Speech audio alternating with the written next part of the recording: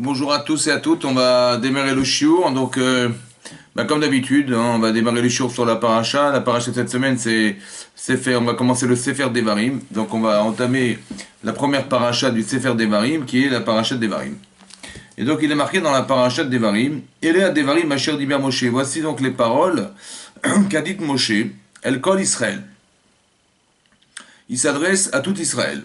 Be'ever Hayarden, donc dans la contrée du Jourdain, Bamidbar, dans le désert, Ba'arava, dans la colline, Moulsouf face à la mer de Jon, Ben Paran ou Ben Tofel, entre Paran et Tofel, Velavan, Vechatserot, Vedizav, et entre Lavan, Chatserot et Dizav.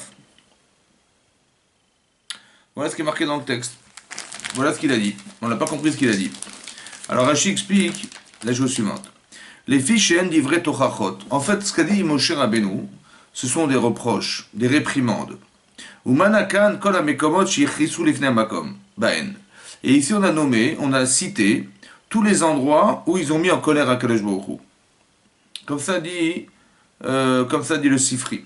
Les fichar satam et advarim v'iskiram beremez. C'est pour ça qu'il a mentionné tous les endroits où ils avaient fauté, mais il les a mentionnés par allusion, beremez, sous forme d'allusion.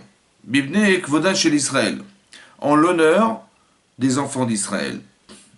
Donc il n'a pas dit explicitement les fautes, mais il a dit des allusions aux fautes, des endroits. Par exemple, il a dit Bamidbar, dans le désert. Bon, c'est marqué, le Bamidbar Ayou et la Bervot Moab, ils n'étaient pas dans le désert, ils étaient dans les collines, dans les contrées, dans les plaines de Moab. Ou Maou Bamidbar, donc c'est quoi Midbar? Et là, Bishvil Mashi Chisou Bamidbar. En fait, ils ont mis Hachem en colère dans le désert. Chez Amrou, Miten Moutenu. Ouais, ils ont dit, mais qui est-ce qui va nous laisser comme ça mourir de cette manière alors qu'on n'a plus d'eau, on n'a plus de quoi boire? Ça, c'est ce qui est marqué dans le Sifri. Donc, la Midbar, ça rappelle l'idée de la faute de s'être plein dans le désert. Ba'arava. Oui, la Harava, c'est quoi la colline? Bishvel Harava. Sheratou Bebal Peor. Oui, on sait que dans la paracha de Balak, à la fin de la paracha de Balak, on sait que Bilam n'a pas trouvé d'autre moyen de faire fauter les d'Israël en les maudissant, mais ça n'a pas suffi, ça n'a pas marché, donc qu'est-ce qu'il a fait? Il a débauché les filles de Midian pour aller faire fauter les d'Israël, donc ça s'est passé Arava dans la colline de Moab. Et c'était là-bas exactement où s'est produit la faute de Baal Peor. D'accord? Donc c'est ça l'allusion, Arava. Moulsouf, face à la mer. C'est quoi face à la mer? Il dit Mashi miru bayam bevoam le yamsu ve'amru amibli en gvarim bemitzem lamud bamidbar. En fait, quand on est arrivé devant la mer Rouge à la sortie d'Égypte, 3 jours après la sortie d'Égypte, on est arrivé devant la mer Rouge. Et lorsqu'on a vu les Égyptiens arriver, les Israël se sont plaints et ils ont dit on va tous mourir. Est-ce qu'il manquait des cercueils en Égypte pour qu'on soit obligé de mourir dans le désert? Ils se sont plaints. Et donc, il y a certains qui se sont plaints, d'autres qui ont prié Hachem, et la mer s'est ouverte. D'accord? Mais on voit, ils se sont plaints, ils ont dit, mais comment Hachem nous a sorti d'Égypte et tout à coup on va mourir dans le désert? Il manquait des cercueils en Égypte pour qu'on soit obligé de mourir dans le désert. Ils se sont plaints. C'était dans la mer Rouge. Ensuite, c'est marqué Ben Paran ou Ben Tofel. Il écrit dans le texte entre Paran et Tofel. Et Rachid là-bas, il ramène Amar Rabbi Yochanan, Chazanu al Kol Amikra. On a recherché dans tous les versets de la Torah. Oui, Velo Matsanu Makom Sheshmo Tofel Velavan. On n'a trouvé aucun endroit cité dans la Torah qui rappelait l'endroit de Tofel et de Lavan. Cet endroit n'existe pas dans la Torah.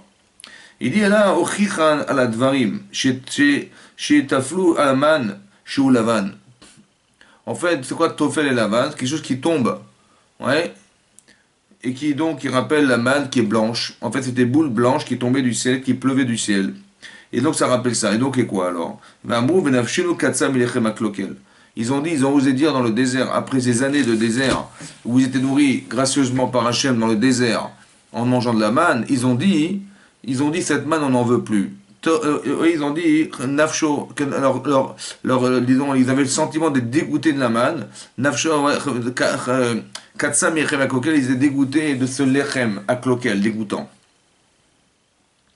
Ils ont osé dire ça. Ils en avaient assez de la manne. Ils ont dit, ce lechem Aklokel, ils se sont passés ça, Tofel Lavan, qui tombait, en fait, et qui était blanc, qui était le Lavan. Ensuite, c'est marqué, Vechatserot. C'est quoi Chatserot? En fait, c'est la machloket avec Korach. Oui, que Korach, il y en a qui ont participé au conflit contre Moshe Rabbeinu avec Korach. Et même quand il est mort, Korach englouti dans la terre, ils ont dit mais c'est vous qui avez tué Korach. Vous imaginez? Et donc Hatzerot c'est ça, Machloket shel Korach. Davar acher, amar lahem, היה לכם ללמוד ממנו שעשיתי למרים בחצרות בשביל לשון הרע. ואתם נדברתם בלשון הרע. Ou alors un deuxième enseignement, c'est que Moshe leur fait une allusion en leur disant vous auriez dû apprendre des leçons de ce qui s'est passé à Hatzerot lorsque Myriam, elle a dit du Lashon Hara, de la médisance contre Moshe Rabbeinu, elle a eu la tsarat. Vous auriez dû tirer des leçons de cette cette tsarat, là, de cette lèpre qu'a subi Myriam, et vous auriez dû tirer des leçons de ça, et vous auriez peut-être évité de dire du Lashon Hara sur la terre d'Israël, et on serait peut-être rentré en Israël. Et donc c'est ça Hatzerot. Deuxième explication, c'est ça. C'est Hatzerot, ça veut dire que ça rappelle Myriam et ça rappelle le Lashon Hara de Myriam. Dizaav. C'est quoi Dizaav? Rachid dit Deochichan ala Igel. En fait, on leur a fait reproche sur la faute du veau d'or. She'asu bishvil rov zaav shayalahem. En fait, Dizaav, Daizav. Comme c'est qu'ils avaient trop d'or, et cette abondance d'or qu'ils avaient récupérée de l'Égypte avait provoqué chez eux le désir de faire le veau d'or. Ouais. Et donc c'est ça. Et donc ça rappelle le veau d'or. Il a dit Dizav. Il n'a pas parlé de veau d'or. Oui, chez Nema avec Kesef et Irbiti Vechoulé, comme c'est marqué là-bas dans Shia, Hachem a approuvé qu'il avait donné trop d'or au Israël, et ça avait été comment dire, ça les avait fait fauter, en fait, ça avait créé une embûche, ouais, puisqu'ils ont fauté à cause de l'or multiple qu'ils avaient, et ça qui était grave et qui a provoqué le veau d'or. Maintenant, c'est intéressant de réfléchir à ça. Vous avez compris? Ce qui est marqué dans la Torah, dans la paracha de cette semaine, c'est la chose suivante. En fait, c'est marqué que Moshe Rabbeinu, il avait toutes les raisons pour dire à la fin de sa vie ce qu'il reprochait au Israël avant de partir. Il aurait pu faire Teshuvah, c'était ça l'essentiel. Et qu'est-ce qui s'est passé? Il n'aura pas dit clairement, explicitement les fautes qu'ils ont fait. Il n'a jamais dit vous avez fait le veau d'or, il n'a jamais dit en reprochant à Israël d'avoir fait le veau d'or et de faire Teshuvah avant que Moshe meure. Il n'aura pas dit vous êtes corrompu avec les filles de Midian, il n'aura pas dit comme ça. Il n'a pas dit non plus vous êtes plein dans le désert de ne pas avoir de quoi boire. Il n'a pas répété non plus que vous avez mangé de la manne pendant 40 ans et à la fin vous avez osé vous dégoûter de cette manne et prétexter qu'elle n'était pas bonne. Voilà, et tout ça, vous avez osé dire que, alors qu'on vous a sorti d'Égypte, alors vous avez vécu la sortie d'Égypte, alors vous avez vécu tous les miracles pendant une année entière des 10 plaies d'Égypte, et vous avez eu peur lorsque vous avez vu les Égyptiens arriver, vous avez dit manquer des cercueils en Égypte pour qu'on meure dans le désert, etc., etc.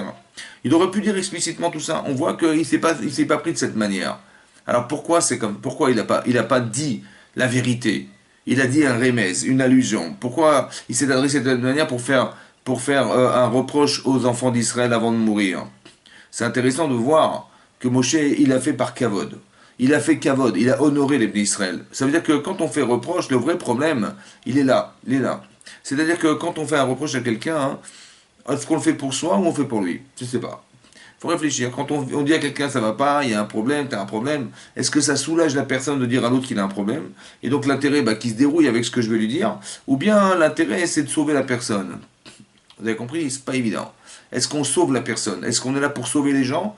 Ou on est là, en fait, pour leur dire des vérités qui se débrouillent avec? Voilà, quand je fais reproche à quelqu'un il va faire reproche à sa femme, une femme elle va faire reproche à son mari, à nos enfants, à des gens qu'on connaît. On va dire, écoute, ça va pas du tout, voilà, c'est comme ça. Hein. On dit la vérité, mais est-ce que de dire la vérité, ça aide les gens? Ou bien, il faut les amener à penser la vérité, ce qui est autre chose. Donc il faut mettre un peu de gants. Ouais, il faut mettre des gants. Quand on parle, il faut mettre des gants. Et ici, on voit dans la Torah que Moshe s'est privé de dire la vérité explicitement en Israël. Il aura dit, c'est vous que je respecte. Voilà. Pourquoi il a mis cette forme, le respect? Pour dire un reproche, il a mis du respect. Pourquoi il a fait de cette manière? Ouais. Comme si qu'autrement, ça ne pouvait pas se faire autrement. Ok. On voit qu'ailleurs, dans la Torah, on voit ailleurs. Je vous lis au début de la paracha de Shemot. Oui. Lorsque Moshe il a su que il y avait un Égyptien qui voulait séduire une femme, et on nous dit même dans le Midrash que c'est la seule femme qui a eu une relation avec un non-juif en Égypte, ce qui est exceptionnel. L'assimilation était quasiment nulle. Et qu'est-ce qui s'est passé? Donc il a attendu que son mari sorte dans les champs pour aller travailler, et il est rentré dans la maison de cet homme, et il a fait croire à cette femme, c'était le soir, que c'était son mari, alors que c'était pas son mari. Et lorsque cet homme a su ça, ouais, il a été voir son beau-frère. Ouais, c'était Datam Vaviram. Il a dit, écoute, je vais divorcer de ta sœur. Et là, ils sont disputés, ils sont disputés. C'est ce que cite le Parsouk, ici, dans la paracha de Shemot. On est dans le Perek Bet, euh, on est dans le Perek Bet, Pasuk Yud Gimel. C'est marqué, Vayetse, Bayam Hasheni, Veine, Shne Anashim Ivrim Nitzim. Voilà que l'on était le deuxième jour et Moshe est sorti. Et il a vu deux Hébreux se disputer. Et donc il a dit, Vayama la Racha, il a dit au Racha, c'est-à-dire celui qui levait la main contre son prochain, Lama takerecha. Pourquoi hein, tu frappes ton prochain? Voilà ce qu'a dit Moshe Rabbeinu. Vayomer, et sur ce, il a rétorqué l'autre. Vayomer, misamecha leish sar veshovet aleinu. Mais qui t'a placé sar, un ministre, chauffette, un juge sur nous? Ouais. Allez, Orgenia, ta Omer, est-ce que tu risques de me tuer comme tu as dit? Ça veut dire comme tu as tué cet Égyptien en disant le nom d'Hachem? Ouais. Et qu'est-ce qui s'est passé? Et donc, il a pris, il a dit, Ata Omer, Kacher Altet Amitzri, comme tu as tué l'Égyptien, Veira Moshe, Vayomar Achen Nodadavar. Il a eu peur, Moshe, il a dit, la chose, ça a été sûre. Alors, moi, ce qui m'intéresse, c'est d'analyser le texte. Ici, c'est marqué que Moshe Rabbeinu, il a dit à cette personne, Lama Takereacha, pourquoi tu frappes ton prochain? Pourquoi tu lèves la main sur lui? Et l'autre lui a rétorqué, il dit, mais tu t'es pris pour qui? Pour le ministre? Pourquoi tu es un ministre? Tu es un juge sur nous? Ouais. Et donc il dit, mais toi, moi j'ai levé la main, mais toi tu as tué carrément un Égyptien, tu es pire que moi. Vous avez compris? C'est-à-dire que c'est intéressant de voir que là, Moshe Rabbeinu, il ne met pas de gants. Moshe Rabbeinu, il va dire clairement à l'autre ce qu'il est. Il est un rachat. Alors il a dit, tu lèves la main contre ton prochain, ça va, t'es bien. Et l'autre, qu'est-ce qu'il répond? Il dit, mais toi tu as fait pire, tu as tué un Égyptien. Ça va? En fait, on se rend compte que quand on ne respecte pas les gens, on joue au ping-pong. Ça veut dire on s'envoie la balle et on se renvoie la balle. Comme des gens, vous leur faites un reproche, ils disent d'abord de quoi je me mêle. Est-ce que moi je me mêle de tes oignons d'abord pour que tu te mêles des miennes? D'accord? À part ça, hein, écoute d'abord change-toi toi et après tu me changeras. C'est bon? Ou alors il va vous sortir, pas du tout, t'as rien compris, c'est pas comme ça que ça s'est passé. En fait, on voit si on se rend compte que rien n'a changé. Vous pouvez faire un reproche à quelqu'un, mais quand c'est mal formulé, ça ne servir à rien. D'accord? Pourquoi? Vous savez pourquoi? Parce qu'on ne respecte pas les gens. On ne respecte pas les gens. Ça veut dire qu'on ne le fait pas par respect. Parce que quand on fait un reproche à quelqu'un, tout de suite, on l'humilie, vous comprenez? Ça dérange. Évidemment, ça dérange. C'est pas comme ça qu'on formule les choses. C'est pas comme ça qu'on doit se faire entendre. Parce que, entre nous, quand on parle durement avec quelqu'un, oui, on fait des reproches à quelqu'un de façon violente. Est-ce que nous, si on avait été la personne qui subissait le reproche, est-ce qu'on l'aurait accepté de cette manière? Si quelqu'un, vous allez le gronder, vous allez vous allez faire carrément rougir en lui faisant un reproche, ouais. Est-ce que, si ça avait été vous qui avez dû subir cette chose-là, est-ce que vous auriez accepté quand vous le dites de cette manière? Évidemment que non. Alors si tu ne le supportes pas, alors pourquoi tu le fais aux autres? Ça va? Toi, tu supportes pas qu'on te parle comme ça, n'est-ce pas? Alors fais pas aux autres. Ah, tu aurais aimé qu'ils te disent autrement. Ah, tu aurais aimé qu'ils te parlent autrement. Alors justement, apprends de là. Comme tu aurais aimé qu'on te parle, parle aux gens. Comme tu aurais aimé qu'on te parle, parle aux autres. Ouais. Comment tu aurais voulu qu'on te formule ce reproche? Comme de cette manière-là, plus respectueuse. Alors toi aussi, fais de façon plus respectueuse. Mais ça veut dire quoi, autrement dit? Ça veut dire, toi, si tu sens que ce que tu vas dire n'est pas possible d'entendre, parce que quand on fait reproche à quelqu'un, évidemment que ça dérange. Quand on fait reproche à quelqu'un, évidemment qu'on a du mal à le supporter parce que ça nous remet en cause, ça remet notre amour propre en cause, ça remet beaucoup de choses en cause. Et évidemment, par réflexe, on va refuser d'entendre. Vous avez compris? C'est pour ça qu'il faut mettre un peu de kavod. Ça veut dire qu'il faut un peu honorer les personnes. Maintenant, on va essayer de réfléchir dans la Torah. Ouais, où est-ce qu'on a vu des choses pareilles? Alors, c'est très intéressant. Et ça, en vérité, c'est important parce que vous allez comprendre que l'objectif de ce cours, c'est de faire une introduction quelque part à Tisha B'Av. C'est-à-dire qu'on rentre dans une période entre le 17 Tammuz et Tisha B'Av, c'est ce qu'on appelle Ben Hametzarim, ouais, entre les extrémités. C'est-à-dire, il y a eu la première fissure qui s'est ouverte le 17 Tammuz, et les deux Beth Amikdashot ont été détruits carrément le 9 Av. Donc on est dans une période compliquée de deuil en fait, quelque part. Et donc il faut croire qu'il y a un souci par rapport au respect des autres. C'est ça. Alors on va essayer d'expliquer ensemble. Voilà, on va essayer de réfléchir et de comprendre ce qui s'est passé à travers la paracha de Dvarim, qui traite justement de la façon dont on a de reprocher aux gens. On va essayer de réfléchir, ouais, ensemble. Et là-bas c'est marqué comme ça. Vous savez, il y a une Gemara dans Gittin Nunzaïn, elle dit là-bas la Gemara, qu'un jour, il y avait un notable qui avait invité des gens respectueux, très honorables, à un festin qu'il avait organisé, c'est lui, à Jérusalem. Et là-bas, c'est marqué que ce notable, il a dit à son domestique, va me chercher un homme qui est un ami à moi, qui s'appelle Kamsa. Va me chercher cet homme. C'est un ami, je voudrais absolument qu'il soit présent à ce repas, ce festin. Ok, donc le domestique s'est exécuté, il est parti. Mais malheureusement, il s'est trompé. Au lieu d'inviter Kamsa, oui, il est invité par Kamsa, carrément quelqu'un d'autre. D'accord. Mais cette par Kamsa, là, malheureusement, c'était l'ennemi juré de ce notable. D'accord. Celui qui avait organisé le festin. Et donc, ce bar Kamsa, il arrive au festin. Ok, il arrive. Qu'est-ce qui se passe? Il arrive au festin, il commence à se servir, à manger, et le hôte, il le voit, il dit, mais qu'est-ce que tu fais là? Il dit, mais je suis désolé, j'ai été invité, tu m'as invité, tu as envoyé ton domestique. Il dit, mais jamais de la vie, je t'ai jamais envoyé personne. Il dit, bon écoute, fais pas de scandale, fais pas d'histoire, écoute, je paye mon repas. Il dit, mais c'est hors de question. Il dit, mais je te paye, écoute, ne me fais pas honte, je te paye la moitié du festin. Il dit, je ne veux rien de toi, tu peux sortir d'ici. Et il fait ça devant tout le monde. Il dit, je paye toute la séouda. Je paye tout le festin. Il dit, mais sors dehors. Je ne veux plus te voir ici. On est des ennemis, on reste des ennemis. Et il s'en va. Et l'Agmar a expliqué qu'il a eu tellement honte dans cette situation.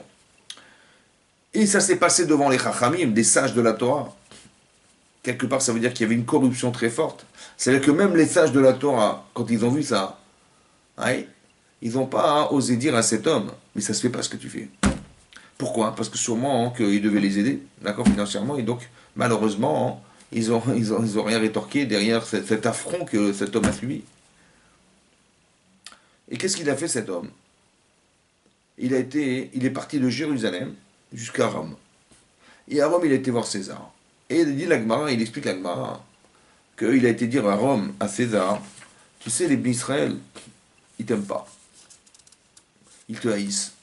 Tu sais quoi? Tu vas amener un sacrifice à Jérusalem, au Beth Amikdash, et tu verras qu'ils vont le refuser. Il était sûr. Pourtant, on est de bonne amitié. Il dit, mais je te promets que c'est comme ça. Ouais, ils ne se supportent pas. Ton corban, ils vont pas l'accepter. Ton sacrifice, ils le refuseront. Il a dit, ok. Alors, il dit, donne-moi un animal, tu verras, je vais l'apporter là-bas, et ils vont le refuser. Ok. Donc, le César, il a dit, ok. Donc, il a donné un animal, un agneau, ou un bélier, et il est parti avec. En chemin, qu'est-ce qu'il a fait, cet homme, là, ce bar comme ça? Il a dit, il a fait un défaut sur la lèvre de l'animal. Et on sait pertinemment, ça fait partie des lois des sacrifices, que lorsque l'animal a un défaut, on ne peut pas l'apporter, on ne peut pas l'approcher sur le misbéach, sur l'autel. Arrivé à Jérusalem, il a dit, voilà, j'ai un bélier, j'ai un animal à porter sur le misbéach, et cet animal, il vient de César. Ouais, bon, ils ont dit, ok, pas de problème. Ils ont vérifié le sacrifice, et ils ont remarqué qu'il avait un défaut. Et là, ils étaient embêtés, ils ont dit, ouais, qu'est-ce qu'on fait? Est-ce qu'on l'approche ou on l'approche pas? Si on l'approche, les gens croiront qu'on peut approcher des animaux à défaut sur l'autel. Si on l'approche pas, ça va être un affront pour le roi. Et puis il y en a certains qui ont pensé, qui doutaient que c'était cet homme qui avait fait ce défaut. Ils ont dit il faut le tuer cet homme-là. Il a été Mosser, ça veut dire qu'il nous a trahis vis-à-vis du roi et de César. Et ça le condamne à mort. Ils ne savaient pas quoi faire. Finalement, ils ont décidé non, non, on fait rien, on le renvoie et on ne fait rien. Et qu'est-ce qu'a fait cet homme? Il est reparti à Rome, il a dit, tu vois, voilà, ce corban, il l'a refusé. Et dit la Gemara, c'est ça qui a déclenché la guerre. Ça va? C'est-à-dire que Rome, que César est arrivé à Jérusalem, il a détruit le temple. Bon. Maintenant, on sait pertinemment que César, il a détruit le temple, c'est vrai. Dans les livres d'histoire, c'est marqué César a détruit le temple, c'est vrai. C'est aussi vrai qu'il est marqué que Nebuchadnezzar, il a détruit le premier temple. C'est vrai. Ça, historiquement, c'est vrai. C'est vrai. Mais bizarrement, c'est pas marqué comme ça dans la Gemara. La Gemara d'Aftet, elle dit là-bas, dans Yuma d'Aftet, elle dit que le premier Beth Amikdash, il a été détruit à cause de trois avérotes essentielles. La première avéra, la première faute, c'était Gilou et Ariot, l'adultère. Les gens fautaient, ouais, les femmes mariées et les hommes avaient des relations avec des femmes mariées. D'accord? Ce qui était l'adultère. Et ça, c'est très grave. La deuxième faute, c'est Shfichut Damim. Il y avait des assassinats qui se produisaient en Israël. La troisième faute, c'est Avodazara. Ils étaient idolâtres. L'idolâtrie. Le deuxième temple a été détruit d'Agmara à cause de la haine gratuite. Ça veut dire qu'on ne se supportait pas. C'était gratuit. Gratuit, ça veut dire que il n'y avait rien qui pouvait justifier cette animosité. On nous avait rien fait, mais gratuit. Ça veut dire que tu es différent de moi, je ne te supporte pas. D'accord? Ou bien on devait faire des reproches qui n'avaient pas de raison d'être, ou bien qui avaient des raisons d'être, mais qui étaient mal formulées. Ça crée de la haine. La haine gratuite, ça. Dit la Gemara dans Yuma que la haine gratuite, elle est équivalente aux trois fautes. Je ne sais pas si vous vous rendez compte. Les trois fautes dont on parle, c'est des fautes sur qui, lorsqu'un non-juif dirait à un juif, écoute, soit tu es avec cette femme mariée ou je te tue, il vaut mieux mourir. S'il nous disait, prosterne-toi devant cette idole ou je te tue, il vaut mieux mourir. S'il nous disait, écoute, tue cet homme ou je te tue, il vaut mieux mourir. Et la haine gratuite, elle est équivalente à ces fautes-là. C'est bizarre. Comment ça s'explique ça? En fait, vous allez comprendre que le trait de caractère, qui est de haïr les gens parce qu'ils sont différents, ça peut provoquer le fait qu'il y ait une forme d'indifférence vis-à-vis d'autrui. Cette indifférence, elle peut provoquer le fait que je me passe d'Hachem. Cette indifférence, elle peut organiser que je peux lui prendre sa femme. Cette indifférence, elle peut organiser que je lui prends sa vie ou son argent. Ça veut dire que dans l'histoire, c'est marqué que c'est Titus qui a détruit le temple. Un des gouverneurs, des commandants de l'armée de César. Mais en vérité, le problème, il n'est pas là. Il faut juste comprendre que la source de tout ça, c'est la faute. C'est-à-dire qu'il y a un rapport à l'autre qui est complètement désastreux. Et ce rapport à l'autre désastreux, il peut provoquer des catastrophes dans le cas d'Israël. Vous avez compris, quand on se passe d'Hachem, ça crée des problèmes. Lorsqu'on se passe des autres, ça crée des problèmes. Pourquoi ça crée des problèmes? Pourquoi le temple se détruit? Ouais. Alors que on ne se supporte pas, ça détruit les murs. C'est incroyable. Ouais. Comment ça s'explique ça? Alors il faut savoir que quand Hachem a créé l'homme, au départ, il l'a créé seul. C'est marqué que Hachem a créé un homme tout seul. Vayitzer Elokim Adam. Hachem a fabriqué un homme, Afar Mina Adama, à partir de la terre. Et il lui a insufflé un souffle de vie, et il est devenu un être vivant. Mais Hachem a pensé que ça n'était pas bon que l'homme soit seul. Lotov Heyot Adam Levado. Alors il a dit, on va créer une femme. Il a créé la femme. Pourquoi ce n'est pas bon d'être seul? Parce que Rachid expliquait là-bas que le seul qui peut dire qu'il est seul, c'est Hachem. Et pour qu'on ne pense pas que l'homme est seul et que l'homme est indépendant, alors on va créer quelque chose d'autre. On va créer quelqu'un d'autre. Autrement dit, on a voulu nous dire quoi? En fait, on a voulu dire qu'on ne peut pas se passer des autres. Le seul qui peut se passer des autres, c'est Hachem. Pourquoi? Parce que Hachem a créé quelque chose, qui est le monde, qui dépend de lui. Mais lui ne dépend pas du monde. Il n'est pas dépendant de ce qu'il crée. Par contre, moi et nous tous, on ne peut pas exister seul. Ça veut dire que vous avez tous une potentialité, mais qui ne se dévoilera qu'au contact des autres. Ça veut dire, je suis fort, je suis faible. Je suis intelligent, je ne suis pas intelligent. Je suis manuel, je ne suis pas manuel. Je suis sensible, je ne suis pas sensible. Je suis de quel caractère? Impossible de se connaître seul.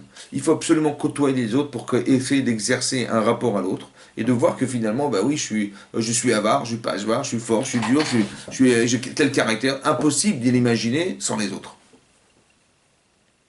C'est ça, ça veut dire qu'on ne peut pas vivre seul. Parce qu'on ne peut pas exister seul. Le seul moyen de pouvoir exister, c'est de contacter, d'être en contact avec les autres. C'est là que s'exprime la véritable personne. On ne peut pas se mentir avec les autres. D'accord? Parce que c'est nous, voilà. Mais s'il n'y a personne, on peut s'inventer n'importe quoi. Vous comprenez? On peut dire qu'on est les plus intelligents du monde, les plus forts du monde. Mais en vérité, on n'en sait rien. Parce qu'on ne peut pas être indépendant sans les autres. Autrement dit, ça veut dire que on se rend compte que l'indépendance qu'on peut atteindre seul n'est quasiment nulle par rapport au fait d'être dépendant des autres et d'apprendre des autres et d'exister par les autres. Par exemple, si vous devez aller à l'Yeshiva, ben votre niveau d'indépendance dans l'étude de la Torah, il dépendra de la dépendance que vous avez de votre Rav. Si votre Rav il est performant, vous serez performant. S'il ne l'est pas, eh ben vous ne serez pas. C'est-à-dire que le niveau d'indépendance que je peux atteindre, il dépend des autres. Le niveau de formation que j'ai, il dépend des professeurs. Si tu as été dans une grande université, bah, tu auras des chances d'être un homme qui aura des performances très importantes dans ta vie et que on te recherchera pour ton niveau exceptionnel que tu peux atteindre. Et ça, hein, c'est ça d'être indépendant. Mais l'indépendance passe par l'indépendance. Tu dois être dépendant de quelqu'un pour pouvoir un jour exister. Tu dois être un enfant et dépendre de tes parents pour exister. Et un jour, quand tu seras adulte, tu dépendras de tes enfants pour être un père de famille. Vous comprenez? Ou pour un mari ou pour une femme, tu dépends de ton mari ou de ta femme.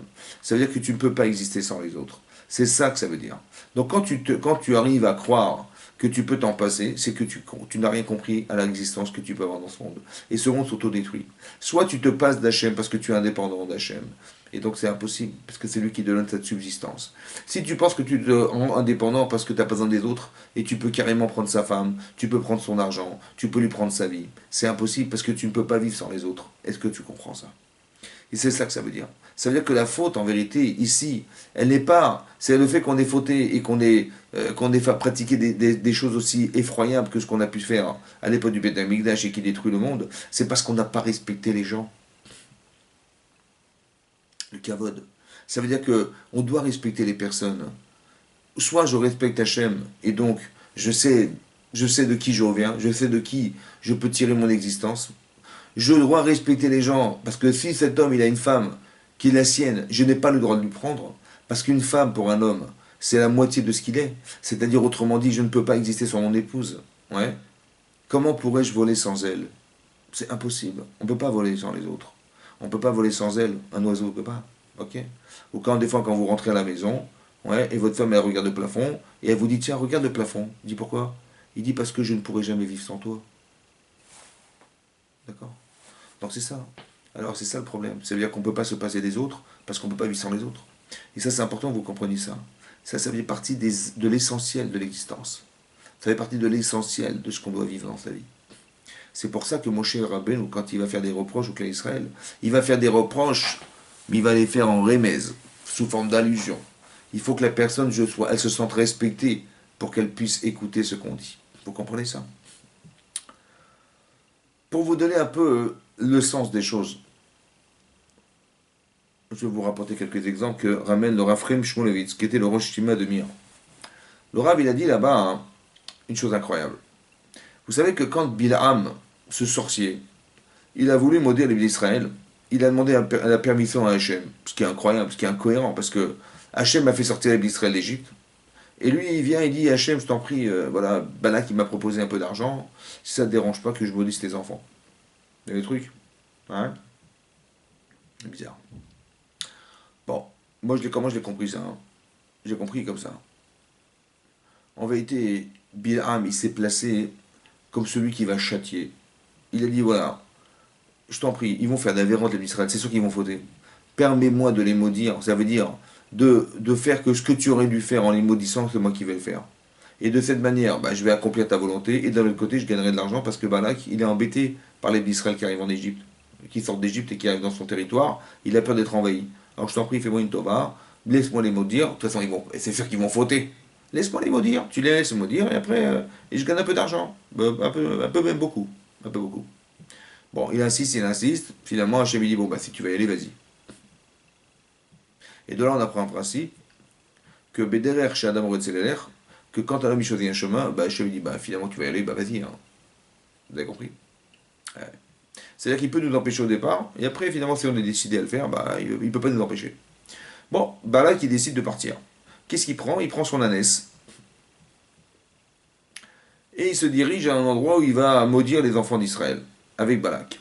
Et avec des ministres de Balak. Qu'est-ce qui se passe? L'ânesse de Bilham, elle voit un ange qui tient un sabre dans la main. Ouais, mais Bilham, il ne voit pas cet ange. Hein. Et qu'est-ce qu'elle elle devient folle. Donc elle court dans tous les sens, ouais, elle court dans tous les sens, et elle se heurte au mur qui clôture le chemin. Et là, comment il s'appelle? Bilham, il est comme un fou, il reçoit des coups de partout, il a mal aux jambes. Et qu'est-ce qui se passe? Donc il prend son bâton, il veut frapper son ânesse. Ridiculisé qu'il est devant les ministres, pourquoi? Bah parce que Bilham, il est censé dire des malédictions, et il a, pour son ânesse, il va la frapper. Ah, vous avez compris ce que dit Rachid là-bas? Ridicule. Et donc il est ridiculisé devant son ânesse. Le pire, c'est pas ça. C'est que l'ânesse, elle va parler. Elle va lui dire, une ânesse qui parle, un miracle. Il dit, mais pourquoi tu me frappes? Il dit, je te frappe parce que tu m'as cogné 3 fois contre le mur.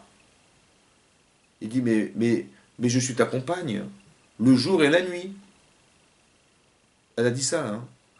Comme ça dit l'Agma Avodazara, qu'il avait une petite épouse le soir, c'était son ânesse. Donc, il était carrément, il était de la zoophilie, quoi. Vous avez compris de qui il s'agit, incroyable. Il a eu la honte de sa vie. Et c'est un reproche qu'on lui a fait, il a été obligé d'acquiescer que c'était vrai. Qu'est-ce qui se passe? Rachid expliquait que cette ânesse, le lendemain, elle est morte. Pourquoi? Bah parce que ça suffisait qu'il ait eu déjà la honte de sa vie quand elle lui a dit les choses suivantes, alors que lorsqu'on aurait vu l'ânesse, on se serait rappelé de ce qu'elle a dit à Bilham. Ah, c'était trop. Ah, il fallait pas que quand on verra l'ânesse, on dira, tu te rappelles, c'est l'ânesse qui a reproché à Bilham. Cette honte-là, il ne la méritait pas, alors il a fallu qu'elle meure. Donc cette ânesse est morte. Maintenant, le Rav, il explique là-bas, le Rav Frédéric Shmulevitz, il demande, il dit, dites-moi entre nous, si elle était restée vivante, cette ânesse, on aurait dit, mais tu te rends compte, un kiddush Hachem ambulant, là. C'est-à-dire qu'on aurait vu que Hachem existe parce qu'il a fait parler une ânesse. Et d'un autre côté, si ce rachat il a fait, il méritait qu'on lui fasse la honte. C'est vrai ou pas? Qu'est-ce qu'il a fait Hachem? Il dit, non, je tue l'ânesse et je lui enlève la honte. Comment ça se réfléchit, ça? Ça veut dire peut-être l'idée c'est la suivante. Écoutez-moi bien avant que je m'énerve. Non, je rigole. Peut-être la chose suivante. Peut-être qu'il faut comprendre qu'Hachem, bizarrement, il ne voit pas comme nous. Moi, je vois un rachat ici. Je vois un rachat, Bilham, qui carrément, il veut maudire les Israël. Il veut les détruire. Voilà comment je vois. Hachem, il ne voit pas comme ça. Il voit un homme qui, normalement, aurait pu être un tzaddik, qui a une grande échama, qui est, on va dire, quelque part, l'équivalent de Moshe Rabbeinu, puisque c'est marqué Lokam Be Israël, qui est Moshe Hod, ne se tiendra pas en Israël comme Moshe Rabbeinu. Pourquoi c'est marqué il n'y aura pas d'homme aussi prophète que Moshe Rabbeinu dans le clan Israël? Il fallait dire qu'il n'y aura jamais autant de prophètes, aussi grands prophètes, que Moshe Rabbeinu dans le monde. Pourquoi c'est marqué en Israël? Dans le monde, il fallait dire. Non. Pour dire que quoi, hein, qu'en Israël, il n'y a pas eu plus grand que Moshe Rabbeinu en termes de prophétie. Mais il y en a eu un autre ailleurs. C'est qui? C'est Bilham. Ça veut dire que Bilham, il avait un corps de névoie exceptionnel. Maintenant, Rachem, qu'est-ce qu'il voit? Il voit le potentiel de la personne. Il dit, cet homme-là, il est exceptionnel. Dommage, il aurait pu être un grand sadique. Il a fait de lui un grand rachat. C'est-à-dire qu'Hachem, il ne regarde pas ce que fait l'homme. Il regarde ce qu'est l'homme. Il dit ça, il ne mérite pas plus que ça. Vous comprenez ça? Ça veut dire que dorénavant, il faut réfléchir comme ça. Arrêtez de croire et de voir les gens selon ce qu'ils font. Et essayez de les voir selon ce qu'ils sont. C'est-à-dire, vous savez que c'est marqué dans les Chazal, Chachamim d'expliquer qu'un homme qui faute, un Israël qui faute, Israël Shefchata, Israëlou. Vous savez que même quand un Ben Israël y faute, il reste Israël malgré tout. Ça veut dire qu'on n'est jamais entamé, ni entaché, ni impurifié, ni tout ce que vous voulez parce qu'on fait des avérotes. On reste Israël, on reste des Juifs. Même si un type il dit non, je vais me convertir à l'église, ouais, au christianisme, et je vais manger du cochon à Habib Diallo, où il va se faire baptiser, il restera malgré tout juif, malgré ses fautes. Ça veut dire qu'on ne perd pas le judaïsme, on ne perd pas son identité juive malgré la faute. Ah, on ne la perd pas, alors il faut faire attention. Parce que moi je croyais que quand on fautait, on perdait tout. Parce que la preuve c'est que quand les gens fautent, eh ben, on les met dehors, on les jette.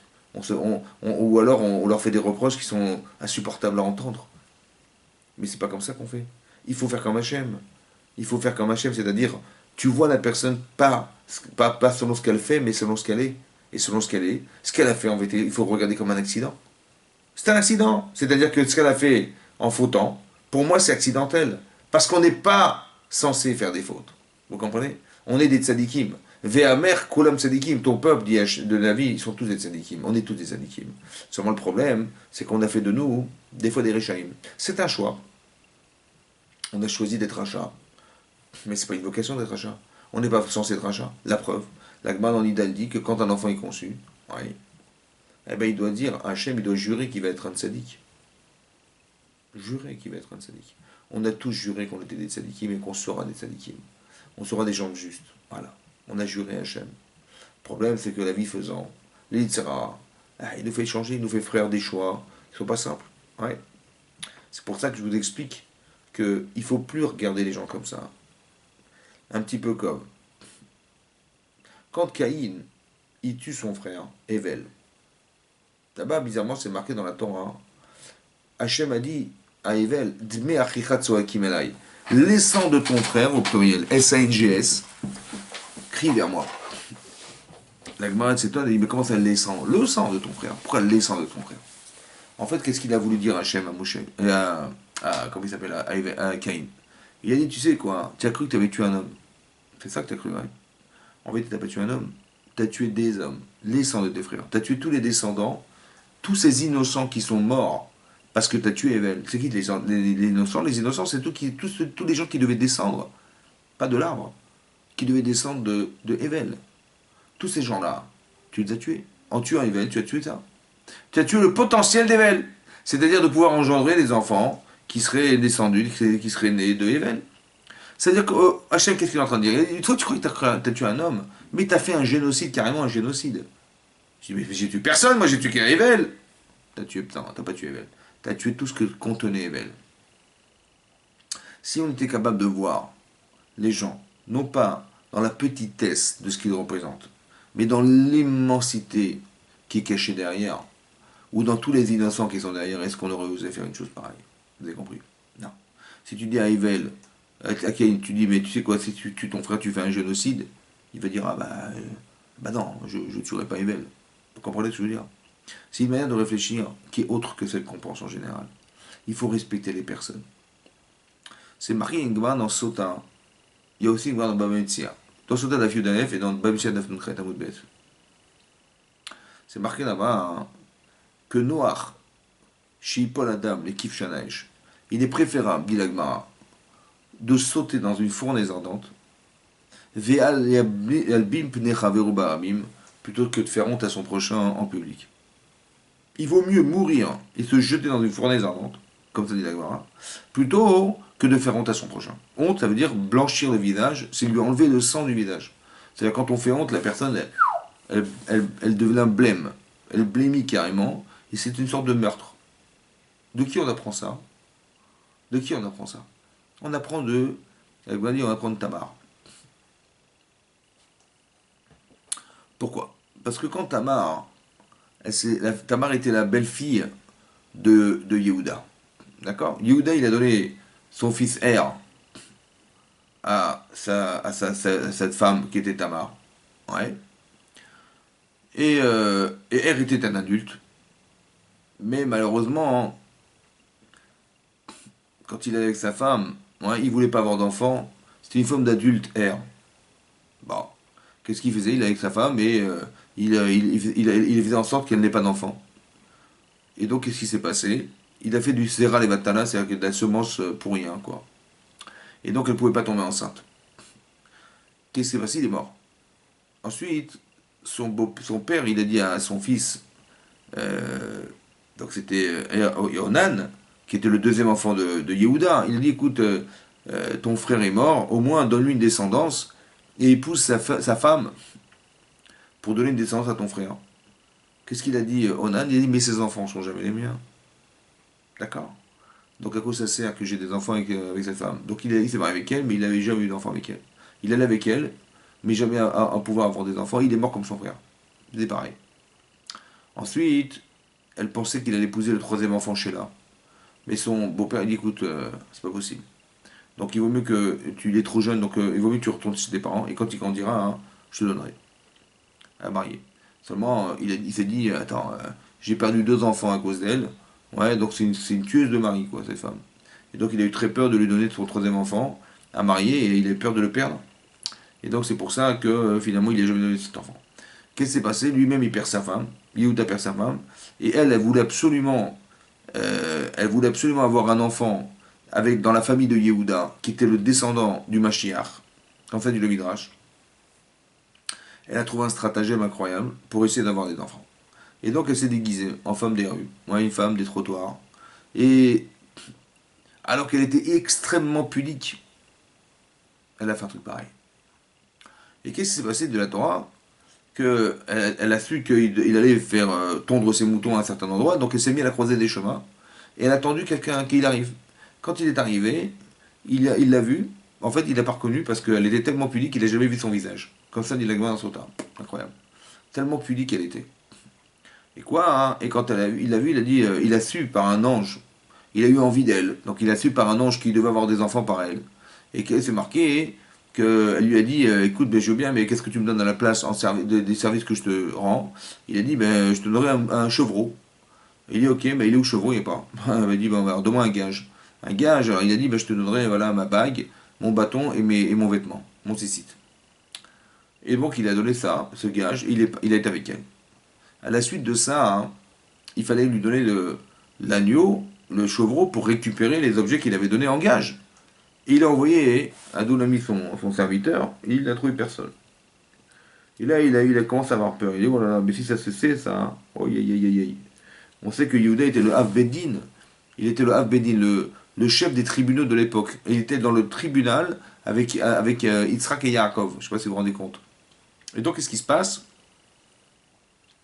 Finalement, 3 mois plus tard, on apprend que sa belle-fille est enceinte. Donc Tamar est enceinte. Et là, ils ont dit, waouh, elle descend de Shem, qui était Cohen. Et la fille d'un Cohen, normalement, elle est condamnée à mort. Si elle fait une chose pareille, c'est condamnée à mort à l'époque. Et donc, qu'est-ce qui se passe? Condamnée à mort, donc on a décidé de la condamner à mort. Qu'est-ce qu'elle a fait? Condamnée à être brûlée. Qu'est-ce qu'elle a fait, elle? Elle a dit, écoute, voilà le bâton, voilà les tzitzit, et voilà la bague. Akerna, je t'en prie, reconnais. Donc elle a fait envoyer à quelqu'un, et je t'en prie, reconnais de qui vient cette bague, de qui vient ce bâton, et c'est de lui que je suis enceinte. Maintenant, Yehuda, il aurait pu dire, wow, qu'est-ce qui m'arrive là? C'est-à-dire, on va enfin découvrir que c'est moi qui étais avec elle. Vous avez compris? Il aurait pu dire, bah oui, c'est bien mon bâton, c'est bien ma bague, et c'est bien mes tzitzit, mais elle me les a volés, hein, j'ai rien fait du tout, Razé Shalom. Et donc elle serait morte et personne n'aurait rien su. Et elle aurait pu dire, attends, j'étais condamné à mort, mais ça va, oui. Mais attendez, vous plaisantez ou quoi? Je suis enceinte de Yehuda, moi. Et la preuve, voilà, j'ai le bâton, j'ai le tzitzit et j'ai la bague. Elle aurait pu faire comme ça. Vous savez ce qu'elle a fait? Elle n'a pas fait ça. Elle a dit, je t'en prie, reconnais. C'est-à-dire quoi? C'est-à-dire que, écoutez-moi bien, elle savait, écoutez bien ce que je vous dis, elle savait que Yehuda, il avait une pression de fou furieux sur lui. La pression, elle était sur lui. Donc si elle l'avait remis en cause en lui disant, mais c'est toi, la personne de qui je suis enceinte, et reconnais que c'est toi, pourquoi? Parce que voilà le bâton. Tu vois, tu reconnais ton bâton? Voilà la bague. Alors tu reconnais la bague. Et voilà, tout ce que tu m'as donné, voilà, tout ce que tu m'as donné, voilà, c'est là, c'est de toi. Et là, il a honte de sa vie. Ça va? Et là, il aurait pu renier.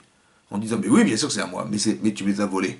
Ah, tu m'as fait la honte, ah ben je te renvoie la honte. Vous avez compris? Exactement, hein, comme Datam Vavirin qui ont répondu à Moshe Rabbeinu, ah, tu veux être un juge sur nous, hein, tu veux nous gouverner.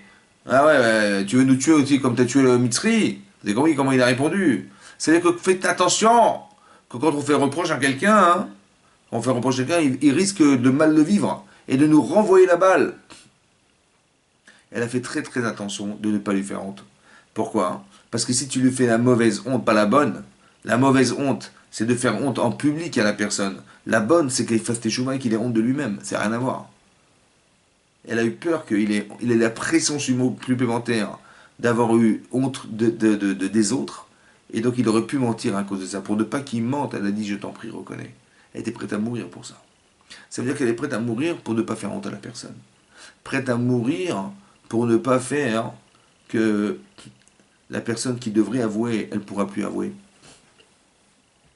Vous avez compris ça? Ça veut dire qu'il faut faire attention au kavod. Il faut honorer les gens. Que Bil'am, ce rachat, Hachem il a honoré. Qu'on voit que Kamsa et Bar Kamsa, il a été honoré. Parce qu'on aurait pu faire que ce rachat-là, il disparaisse. Et ben non, Hachem il a pas dit ça. Il a dit on lui a fait la honte, et ben c'est terminé, on arrête là. C'est comme la goutte qui fait déborder le vase. Et qui a fait que le Beth Amikdash était détruit à cause du manque de respect des autres. Le kavod. Il faut respecter les gens. Ouais. Et ça, hein, c'est ça qui fait la différence. Ouais, quand on respecte pas les autres, quand on n'aime pas son prochain comme soi-même, comment voudriez-vous qu'on arrive à aimer Hachem? On ne sait pas aimer. On ne sait pas aimer. Comment voudrait qu'on aime?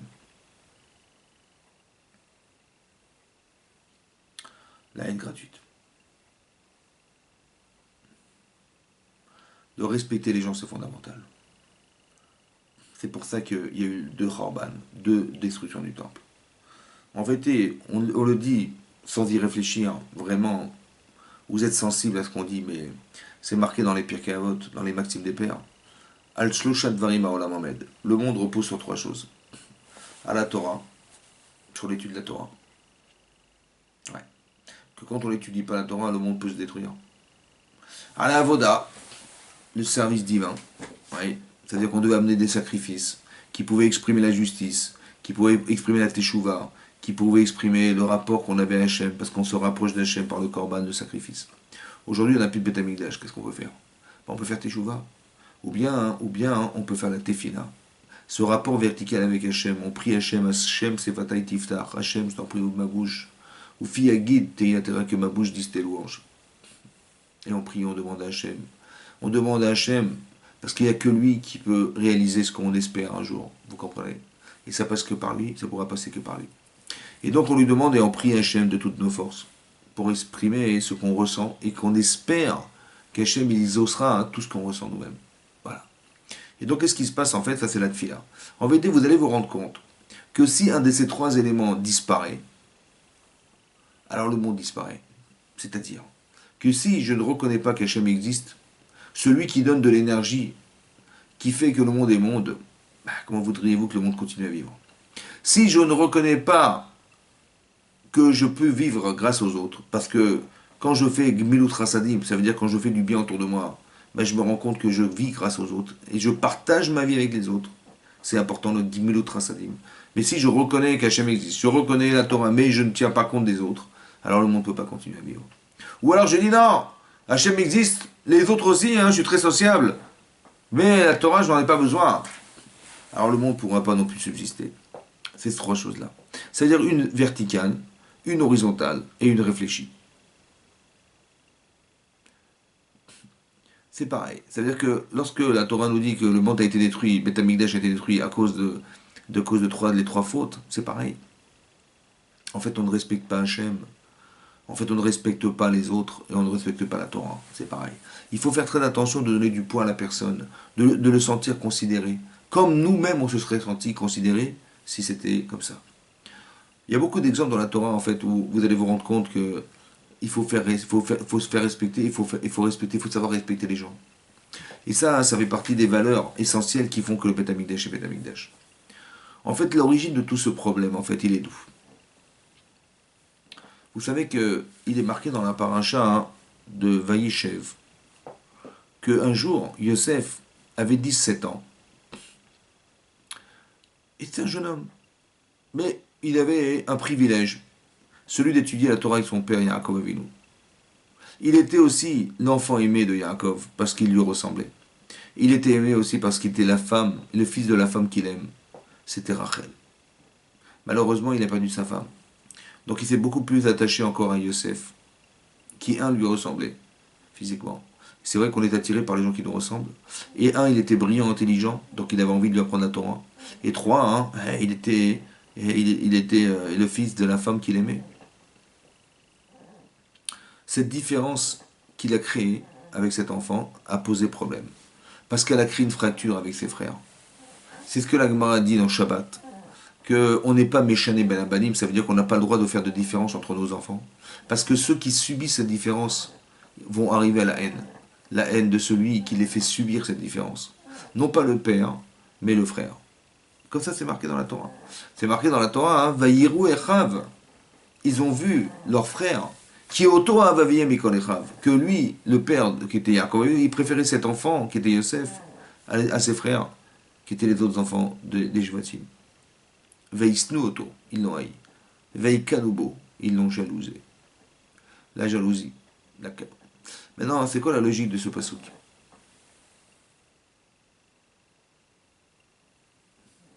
La différence, elle est comme ça. La différence, elle est comme ça. C'est que, en fait, les enfants, ils subissent quelque chose qu'on leur impose, malheureusement. Parce que nous, on croit bien faire, souvent on croit bien faire, quand comment dire, on justifie des actes avec nos enfants qu'on aime. Mais ça, c'est au détriment de ceux qui le subissent, c'est-à-dire les autres enfants. Et là, c'est important de voir que les enfants ne regardent pas exactement comme nous agissons, mais comme eux le subissent. Ils ont l'impression de ne pas être aimés. Ils ont l'impression que quand on fait des différences, qu'ils sont inexistants. On ne leur fait pas de kavod. On ne les respecte pas. Et là, c'est marqué, une chose étonnante, c'est marqué dans le texte, qu'ils ont vu que leur père préférait cet enfant que ses frères. Pourquoi c'est marqué ses frères? Que ses enfants, il fallait dire. Que Yaakov, il préférait cet enfant que ses enfants, que les autres enfants. Pourquoi il y a marqué ses autres frères, les frères? À part ça, si la raison d'être de la haine, elle est de la différence qu'a organisé Yaakov avec ses enfants, il aurait dû faire que ses enfants, ils vont haïr leur père. Pourquoi ils ont haï leur frère? Si papa, il a un rapport privilégié avec Yosef, il étudie la Torah avec lui. En plus de ça, il écoute le Shonara de ses frères, de Yosef sur ses frères, il écoute, il acquiesce. En plus de ça, il lui offre un vêtement. À lui en particulier, nous, zéro. Il dit, papa, il fait des différences, papa, on va pas l'aimer. Papa, on va le haïr. Non. Il y a marqué qu'ils ont haï leur frère. Pourquoi ils n'ont pas haï leur père? Vous savez pourquoi? Parce que les enfants, ils attendent d'être reconnus par leur père. Or, s'ils éliminent leur père, ils ne seront jamais reconnus puisque c'est le but. Par contre, leurs frères, ils n'ont pas besoin d'être reconnus. Donc, puisque le frère, il se met en porte-à-faux entre eux et leur père, alors je vais tuer mon frère pour que mon père reconnaisse que je suis son fils. Est-ce que vous comprenez ça? C'est pour ça que c'est marqué là-bas, Veisnu Oto, ils l'ont haï. La haine, en vérité, c'est pas la haine qu'on connaît, que la haine virulente. Vous comprenez, comme des gens, ils se haïssent, ils ne supportent pas les... Non, c'est pas ça, on va voir. Je pense que la haine, c'est autre chose. Pourquoi c'est autre chose? Parce que c'est clairement marqué dans la Torah, que Yaakov, il a eu que des tzadikim. Alors, comment on peut être un tzadik, un homme juste, en haïssant son frère? Comment on peut être un homme juste en se vengeant de son frère? C'est pas possible. Alors, je pense que ce qui est marqué dans la Torah, c'est inconscient chez l'homme. C'est-à-dire que consciemment, il voit son frère, il se dit, mais quand il a raconté son rêve, comment il a osé dire une chose pareille? Il a dit, on va tous se prosterner à lui, mais bon, il ne peut pas gouverner sur nous, parce que celui qui gouvernera un jour sur nous, mais c'est Yehuda, c'est pas lui. Vous comprenez ça? Et donc quand ils ont vu ça, ils ont dit, mais c'est une catastrophe. Il est en train de se mettre en porte-à-faux entre Yehuda, qui est le futur roi d'Israël, et ses frères. Il va comme si qu'on allait créer de royauté, ce qui n'est pas possible. Donc quelqu'un qui est rebelle contre la royauté d'Israël, et il est condamné à mort, et c'est ce qu'ils ont fait. Consciemment, ils ont condamné à mort en traduisant le rêve comme une rébellion contre Yehuda qui était futur roi d'Israël. Comme ça, ils l'ont traduit. La Torah n'a pas dit ça. La Torah dit que c'est la haine. C'est-à-dire quoi? C'est quoi la haine? La haine, c'est ce qui va alimenter la différence, et c'est ce qui va alimenter le désir de se débarrasser de lui selon la loi. De quelle haine il s'agit, puisqu'ils sont sur des tzadikim? C'est quoi la haine? Quand on est juste, est-ce qu'on peut être haineux? Non. C'est quoi la haine? La haine, c'est celle qu'on retrouve dans la paracha de Veïtsé. Là-bas, c'est marqué que Yaakov Avinu, il a dû épouser Léa. Et après, il a épousé Rachel. Mais dans le texte de la Torah, c'est marqué Vayehav Yaakov mi Rachel. Yaakov, Vayehav Rachel mi Léa. Que Yaakov, il aimait plus Rachel que Léa. Il aimait plus, ça veut dire qu'il aimait Léa. Mais il aimait plus. Vayar Hashem, dit la Torah, il a vu à Kadosh Baruch Hu, que Yaakov, il a haïssé sa femme. Comment il a pu voir de la haine là où il y a un manque d'amour? C'est pas de la haine, puisqu'il y a marqué qu'il aimait sa femme. Et la Torah dit la vérité. Vaya Hachem qui se noie Léa. Il a vu Hachem que Léa était haïe. Léa haïe, mais elle n'était pas haïe, elle était aimée. Un peu moins, c'est vrai, mais elle était aimée. C'est quoi la haine qu'a vu Hachem et que n'a pas vu Yaakov? Et elle est où cette haine qui n'est pas exprimée chez Yaakov? Alors j'ai pensé comme ça. Un jour, dans le ventre de ma mère, on m'a dit la chose suivante. Qu'est-ce qu'on m'a dit? On m'a dit comme ça. Peut-être l'idée c'est ça. Qu'en vérité, la haine, c'est pas la haine qu'on connaît. La haine, la haine, c'est le manque d'amour. C'est-à-dire que il y a des gens que vous aimez beaucoup et d'autres gens que vous aimez un peu moins. D'accord? Vous avez des très bons amis et vous avez d'autres gens que vous côtoyez mais qui ne sont pas aussi attachants. Mais pourquoi c'est différent? Parce en vérité, il y a quelque chose qui va entamer dans le désir de les retrouver. Ouais, vous allez dire, ouais, tiens, cette personne j'aime bien parce qu'on est très proches d'eux, on a toujours vécu ensemble, on a passé des vacances ensemble, etc. Mais l'autre, on se voit au bureau, on se voit. Donc il y a des différences qui font qu'il y a, il y a comme si que l'amour, le désir, l'amitié était entamé par quelque chose. Vous savez ce que ça s'appelle là? Ça s'appelle la haine dans la Torah. C'est pas la haine, chas v'shalom, c'est ce qui entame, qui va enlever de l'amitié, qui va retirer de l'amour. C'est ça qu'on appelle la haine dans la Torah. C'est pas chas v'shalom la haine, quand nous on sait être la haine, ça veut dire la haine qui va engendrer le crime ou qui va engendrer, comment dire, d'être sortir de ses gonds. Voilà, c'est pas ça. Non, c'est pas ça. C'est ça la haine. C'est peut-être ça la sinatrinam du Beth Amikdash. C'est que les gens n'arrivaient pas à respecter assez les gens. Ils manquaient d'amitié. C'est ça qu'on appelle la haine gratuite. C'est ça qui détruit le temple. Et donc il y avait quelque chose qui était lié à ce problème. C'est-à-dire le relationnel qui existait entre les frères. Maintenant, il faut que vous sachiez que 12 enfants que Yaakov il a eu, c'est l'origine de ce que nous sommes. À l'origine. Ça veut dire de façon embryonnaire. Le clan Israël il est composé de 12 personnes. C'est comme si vous preniez le pépin d'un arbre. Le pépin de cet arbre, futur arbre, c'est le clan Israël. Ouais, ce pépin-là, c'est 12 enfants. Et dans ces 12 enfants, il y a un virus qu'on appelle la haine et qu'on appelle la jalousie. Il y a un manque de lien entre les personnes. Le problème, c'est que si on n'est pas lié, alors Hachem, il n'est plus le Dieu du clan d'Israël, puisque on ne se supporte pas les uns les autres. Alors comment voudriez-vous qu'on arrive à créer le lien entre lui et nous, par le Beth Amikdash, si on ne se supporte pas les uns les autres? Il n'y a pas de lien qui nous lie en fait. Vous comprenez où ça? C'est ça qu'a eu peur Yosef. Yosef, il a eu peur que si on arrivait à se haïr les uns les autres, alors Hachem, il ne pourra pas résider parmi nous. C'est pour ça que le Beth Amikdash a été détruit. Vous comprenez pourquoi? Parce que si on ne se supporte pas, parce que je prends la femme de l'autre, je lui prends sa vie, je prends son argent, je me passe d'Hachem, ou bien je haïs la personne, je ne supporte pas la personne, ou bien parce que je ne suis pas vraiment lié avec la personne. Voilà. Ce lien-là, il n'est pas uni. On doit être Ishechad Belevechad, c'est-à-dire qu'on doit être unis dans l'unité du cas Israël, elle se fait par le fait d'être, comment vous dire, d'être solidement noué aux personnes. Et ça nous importe. Autant dans le bien à faire, autant que dans le reproche. Parce qu'on ne supportera pas ce qui se passe autour de soi, si ce n'est dans l'occasion qu'on aura de faire qu'Hachem, il va résider parmi nous. C'est ça qu'on cherche à faire, c'est ça qu'on cherche à avoir. Mais ce lien-là, il ne peut pas se créer si on ne se supporte pas. Et Hachem, il ne peut pas être le Dieu de rien du tout, puisque le fait qu'on ne soit pas unis, ben, il est le Dieu de rien. Et donc c'est pour ça que le Beth Amikdash se détruit. Ça veut dire que quand on n'est pas liés les uns aux autres, on donne de la force à nos ennemis. Mais lorsqu'on est solidaire, lorsqu'on est solidement solidaire, solidement unis les uns aux autres, un peu comme le jour du matin de Torah, on était Ishechad Belevechad, un seul homme et un seul cœur, à ce moment-là, il y a la plus grande Shrina qui peut résider.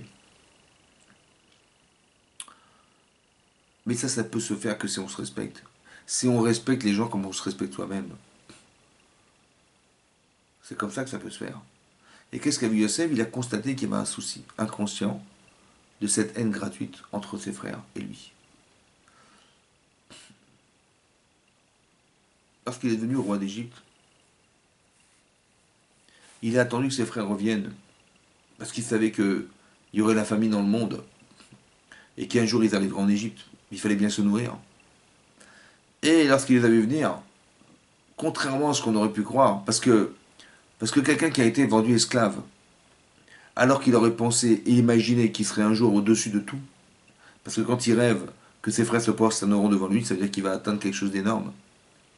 Et il voit que ses rêves ont été détruits par ses propres frères, qui l'ont vendu esclave. Vous avez compris, il n'a pas été kidnappé pour une rançon. Il a été vendu esclave par ses propres frères, quittant sa famille, le séparant de son père, le séparant de la Torah, c'est énorme. Vendu esclave à 4 reprises. Il va arriver chez Potiphar, qui était un ministre du roi de l'époque, Paro. Et là-bas, hein, il a été tenté par la femme de Potiphar. Finalement, hein, cette femme, elle a prétexté qu'elle a été abusée par lui, elle va l'envoyer en prison. Pendant 10 ans. Pendant 10 ans de sa vie. Il était vendu esclave par ses frères. Il s'est retrouvé séparé de ses parents. Il s'est retrouvé à l'âge de 17 ans dans un pays le plus corrompu de la terre entière. Et il a été vendu esclave et en plus il a été en prison pendant 10 ans. Voilà la vie de Yosef. Arrivé en prison pendant 10 ans, dans un trou, il a cru un jour être sauvé par un ministre, le ministre Échanson, celui qui servait du vin au roi. Et cet homme l'a oublié. Et ça a duré 2 ans. Et au bout de 2 ans, c'est là qu'il a atteint ce niveau d'émouna exceptionnel qui lui a fait dire devant Pharaon, vous savez, c'est pas moi qui vais interpréter vos rêves, c'est Hachem. Et là, hein, il a été glorifié par Hachem. Parce que Hachem a été glorifié par Yosef. Il est devenu le roi. Et lorsqu'il a vu ses frères arriver, n'importe qui au monde aurait eu une haine profonde. Parce qu'au final, il a compris quel était son rêve. C'était pas d'être roi d'Israël, c'était d'être roi d'Égypte. Et donc, en fait, il a vécu quelque chose qui était effroyable à cause de ses frères. Il a fait subir à leur père un deuil qui n'aurait jamais dû exister. Vous comprenez ça? Il aurait dû être virulent contre eux, haineux contre ses frères. Eh ben non. Pourquoi non? En fait, il n'a pas été virulent, vous savez pourquoi? Parce que sa priorité, c'était pas lui, c'était le clan d'Israël, c'était ce que représentaient ses frères. Il a dit, il y a un virus dans le clan d'Israël. Dans ses frères, il y a un virus, c'est la haine gratuite. Il faut que je l'élimine. Alors il faut que je fasse, et je trouve un stratagème pour l'éliminer. La seule manière qu'il a trouvé, c'est de dire que, en fait, ses frères étaient des espions, et qu'il ne les croyait pas. Et que finalement, quand ils ont prétexté dire qu'il avait un frère Binyamin qui n'était pas là, on ne le voyait pas, il n'était pas là, il dit, je ne vous crois pas. Vous êtes des espions, mais alors, je ne veux plus vous revoir. Et si je vous renvoie, il faut revenir avec cet enfant Binyamin là, je vous croirai. Vous n'êtes pas des espions. Et c'est ce qu'ils ont fait. Ils ont acheté la marchandise et sont retournés en Égypte. Et lorsqu'il a fallu revenir en Égypte parce qu'ils avaient consommé tout ce qu'ils avaient mangé, tout ce qu'ils avaient acheté, et il fallait revenir, qu'est-ce qu'il a fait? Yehuda, il s'est porté garant à son père, il a dit, écoute, papa, je sais que tu as perdu ta femme, je sais que tu as perdu Yosef, je sais que tu risques de perdre Binyamin, le seul enfant qui te reste de ta femme, alors je me porte garant toute ma vie. Toutes mes vies, en fait, dans ce monde-ci et dans le monde à venir, si je ne te ramène pas Binyamin. Et ils sont partis là-bas. Et quand Yosef, il a vu son frère, il a vu Binyamin, il a dit, ah, vous aviez raison, je m'excuse, vous êtes traité d'espions, vous n'étiez pas des espions. Et je m'en excuse. Il les a servis, il leur a servi à manger, ils ont mangé ensemble.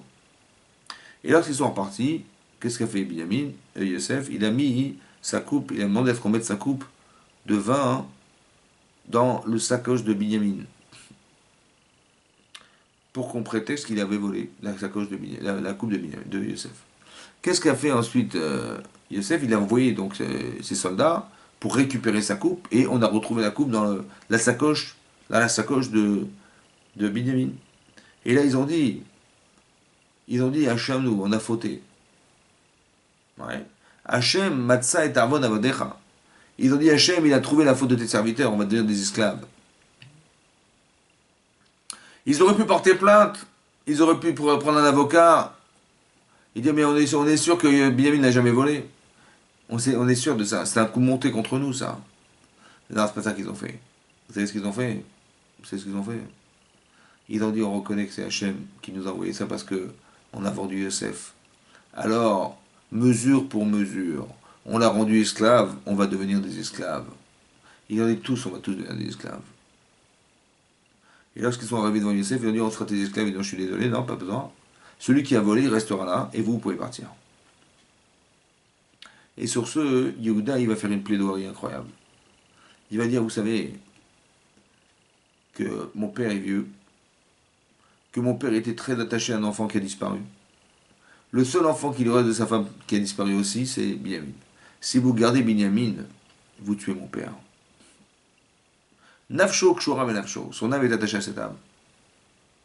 Et puis en plus de ça, si je devais retourner sans Binyamin, comment je pourrais voir mon père tomber dans une forme de déchance insupportable? Il risque de mourir et de tomber en désuétude parce qu'il a tout perdu, vous comprenez? Quand Yosef entend ça, il lui dit Ani Yosef, c'est moi Yosef, Aod Avichai, mon père est vivant. Et là-bas, c'est marqué dans le Midrash, Amar Rabbi Kroushpedai, a dit Rabbi Kroushpedai, Oy lanu miyamadin, malheur à nous le jour du jugement, le jour où on sera jugé par Hachem. Oy lanu miyamatochacha, malheur à nous le jour où on nous refera le reproche. Que si déjà Yosef, qui était le plus petit des enfants de Yaakov Avinu, le plus jeune de ses frères, ouais, il a dit un reproche pareil, et Nival ou Mipanav, ils étaient épouvantés devant lui. Alors devant Akadosh Baruch Hu, comment on va être? Là-bas, le Beth Alevi il pose deux questions. Un, il a dit, où est-ce qu'il est le reproche dans ce qu'a formulé Yosef? Il a dit, je suis Yosef, mon père est vivant, il est où le reproche? Deuxièmement, il a dit, c'est bizarre, c'est marqué Oy lanu miyamadin. Malheur à nous le jour du jugement. Malheur à nous le jour du reproche. Non, il fallait dire on est reproché. Et après on nous juge. D'abord on nous fait le reproche et après on nous condamne. Et là-bas c'est marqué l'inverse. C'est marqué malheur à nous le jour du jugement avant même qu'on nous ait fait un reproche. C'est bizarre. Alors le Beth Alevi il explique la chose suivante. En vérité, ce qu'a fait Yosef, il a dit je suis Yosef. Mon père est vivant. Ça veut dire selon toi, quand je t'ai dit je garde Binyamin, tu as pensé que j'étais un criminel parce que je tuais ton père, n'est-ce pas? Parce qu'il était tellement attaché à son fils Binyamin que si je l'avais gardé, j'aurais tué ton père, tu es d'accord? Il dit oui, je suis d'accord, ouais, c'est vrai. Tu serais criminel. Il dit mais c'est moi Yosef. Tu savais combien mon père était attaché à moi? Et quand tu m'as vendu, tu n'as pas pensé tuer mon père? Et tuer ton père? Aod Avichai, est-ce que mon père est vivant? Selon toi, il aurait dû mourir. N'est-ce pas que la différence entre Binyamin et moi, c'est que moi j'ai failli prendre ta place, alors que Binyamin il a rien pris. C'est pour ça que tu n'as pas le réflexe. Tu as eu le réflexe de défendre ton frère, mais pas le mien, mais pas de me défendre moi-même. D'essayer de me défendre au détriment de la mort qu'aurait pu occasionner de ton père en me vendant. Vous comprenez ça? Ça veut dire, autrement dit, Yosef, il n'a pas réprimandé directement ses frères.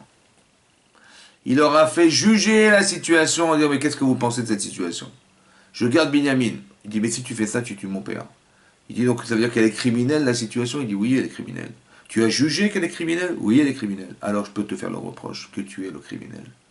Oh, il l'a nommé à Madine, et c'est comme ça qu'Hachem fera. Il ne va pas nous dire directement la chose. Il va nous la faire comprendre par nous-mêmes. C'est nous qui allons juger qu'on est coupable. Vous comprenez ou pas? Mais ça, c'est kavod, ça. C'est honorer les gens de faire comme ça. Parce que on ne dit pas des reproches directement à quelqu'un. Parce que quand on les dit directement, on sait pertinemment que la personne va refuser. Alors écoutez bien ce que je vais vous dire. Dans le texte de la Torah, il est écrit là-bas Lo yachlou la'anototo ki nivalu mipanav. Ils n'ont pas pu répondre, épouvantés devant lui. Quand il a dit je suis Yosef, mon père est vivant, ils ont été estomaqués, épouvantés devant ce qu'ils ont dit. Pourquoi épouvantés?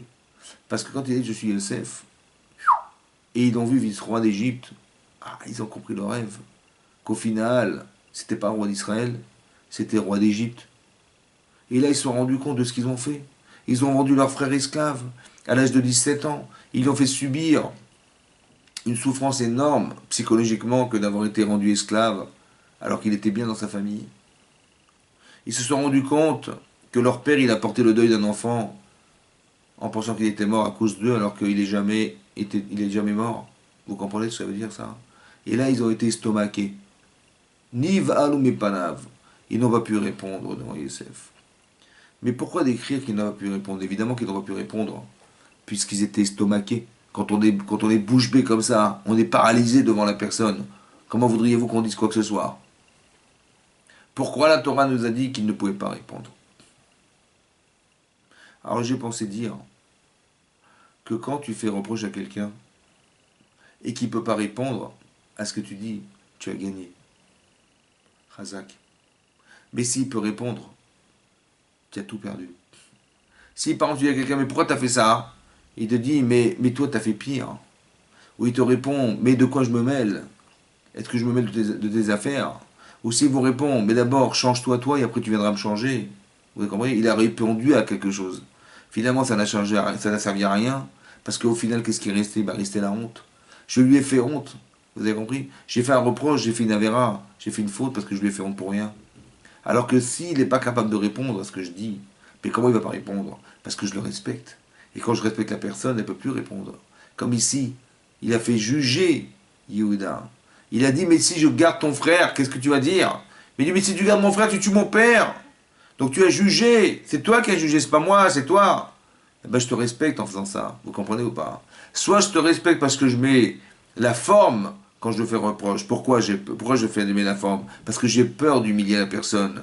Je veux pas, quand je fais reproche à mes parents, je vais pas leur dire en pleine figure ce que je pense d'eux.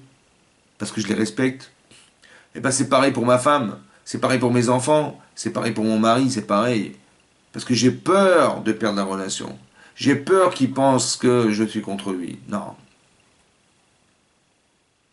Si Yosef, il avait dit à ses frères, vous savez, j'ai fait un rêve, mais j'ose pas vous le dire. Il dit pourquoi? Parce que il vous dérange et il me dérange. Comment ça? De quoi tu parles? Je sais pas, j'ai fait un rêve et je ne peux même pas vous le raconter. C'est honteux. Laissez tomber, c'est pas grave. Il dit mais non mais dis-nous, dis-nous. Non mais je peux pas. Si je vous le dis, vous allez vous vexer. Je suis vraiment désolé, je peux pas. Mais dis-nous. Mais écoutez, excusez-moi, hein. Écoutez, j'ai rêvé que vous vous prosterniez à moi, vous étiez des étoiles. Excusez-moi, mais je veux pas. Excusez-moi, franchement, je voulais pas vous faire honte. Bon, vous croyez qu'il aurait ri? Ben non. Parce qu'il a la forme. Il a mis la forme. Il a respecté les gens. Mais là, manifestement, quand il a dit j'ai rêvé, vous allez. Quand ils ont réagi en disant mais tu vas régner sur nous, tu vas nous gouverner, c'est-à-dire qu'ils l'ont mal pris. Ça veut dire qu'il faut faire très attention à mettre de la forme quand on dit des choses qui sont désobligeantes pour les personnes qui les écoutent. Même si c'est dans l'intérêt de la personne. C'est ça peut-être la sénatrinam, la haine gratuite. Celle qui détruit le temple. Parce qu'on ne sait pas respecter les gens. Même quand on fait des reproches, on le fait pour soi et pas pour les autres. Parce que si on faisait pour les autres, on l'aurait jamais dit comme ça. Ah, jamais. Comme toi, tu n'aurais jamais voulu qu'on te parle comme ça. Alors on ne le fait pas aux autres. C'est ça qui est marqué dans la parachute de Varim. Les premiers mots que Moshe il a dit des reproches, mais il a dit sous forme d'allusion. Pour que toi, tu comprends ce que tu comprendras. Mais je veux pas te dire. C'est toi qui vas le comprendre tout seul. Et quand on est respecté, on respecte les gens. Même si ça fait mal.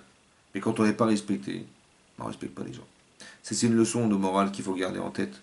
Pour qu'on espère très prochainement que si on est capable d'aimer les gens, si on est capable de les respecter, même si on doit leur faire des reproches, mais c'est fait avec amour, et ça s'entend quand c'est fait avec amour. Parce que quand c'est fait avec la méchanceté, ça s'entend aussi. On ne sait plus quoi dire. Alors c'est là qu'il faut vous dire que non, quand je dois dire quelque chose, je dois respecter mon prochain. Je dois faire en sorte que quand je vois mon prochain, je crée le lien avec Hachem. Parce que le Beth Amikdash, c'est lui qui crée le lien entre le haut et le bas, entre le ciel et la terre, entre Dieu et les hommes. Alors pour que le lien soit créé, il faut le créer déjà entre soi et son prochain. Vous avez compris? Voilà. Et c'est ça qu'il faut essayer de faire pendant cette période, de faire de l'hospitalité, d'avoir un sourire, de sourire à sa femme, à son mari, de parler de façon positive pour que Bezrat Hashem, la Shrina puisse revenir et qu'elle puisse faire en sorte que le Beth Midrash serait très prochainement reconstruit. Amen, Kenny Ratson. Chazak Omer, merci de m'avoir suivi. Voilà, vous pouvez toujours vous abonner à la chaîne YouTube, Bezat Hashem, voilà, puisque plus il y aura d'abonnés, et plus on pourra diffuser. Razak, merci beaucoup, et à très bientôt. Au revoir.